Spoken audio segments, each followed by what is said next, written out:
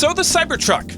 What a thing, huh? Whether you love it, whether you hate it, this truck's got everyone talking about it like no other car before it. Even my mother had something to say.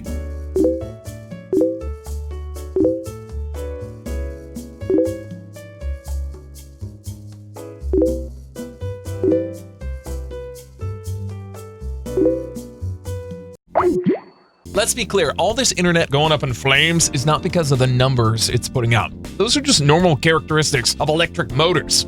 No, it's because of the way it looks. Hey everyone, Stipe here. And in the first episode of Under the Hood, I dive deep to explain what's up with that Cybertruck design. Roll the intro! It's not weird that Elon went into truck business. For decades now, the best-selling car in America is a truck, namely the Ford F-150. That's where the money's at. Muskie desperately needs it. But the Tesla truck doesn't look like any other truck. Why not? Well, there are 5 key reasons for it, so let's go over them. Some countries have a specific car culture. Japanese have the bozozoku. Germans are all about the wheels. And Americans sure love their trucks. Yeah! They don't buy them only for work, but also what they represent. Big oversized gas guzzlers that say America first and screw the rest. Even I have to admit that there's a certain appeal about them, a certain cool factor of not giving a damn about anything. It's a way of life, really, and Elon Musk has absolutely nothing to offer there. All his cars are virtually the same, varying just in height or length. Even cutting half of the roof off won't change much. It still will be a man bun wearing mocha latte in the world of beer bongs. What Tesla needed was something more brutal, and that's what Cybertruck is. Did you notice that not once did they mention how kind it is to the environment? Instead, they fitted it with gigantic wheels that stick out and rip the environment apart. Yeah, America! The body is cold, naked metal, and those lines just can't be bothered to sway and flow. These are all the qualities of the art direction called the Brutalist design. Raw, industrial shapes that don't hug the nature, but instead break it and disrupt it. It's exactly what Lamborghini's doing well ever since Brutalism movement was born in the 1970s. And wouldn't you agree that Cybertruck looks a bit like a Lambo when looked at from the side? I would. But looking brutal is only a requirement. It's only a start. If Tesla wanted to really stand out, it needed something more, something called Cyberpunk. This is yet another art direction Tesla is using for this car. It's one of the dystopian low-life, high-tech future. Neon lights, scrap plates, and anarchy. Nothing like the future other Tesla cars or any other manufacturer is promising us. In short, you could say that Cybertruck is the only car that thinks differently, and that's its main strength. Truck owners are notoriously old school, so if you try and sell them another same-ish car, they'll stay loyal to their old brand. In fact, a study revealed that over 60% of F-150 owners buy Ford over and over again, never even considering another truck.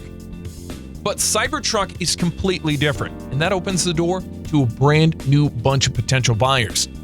If you like the Cyberpunk style, you'll like this Tesla truck too, no matter if you're interested in trucks at all. It is this unique dose of dystopian future that makes Cybertruck so cool and desirable, a fact that quickly translates into 150,000 pre-orders on the very first day.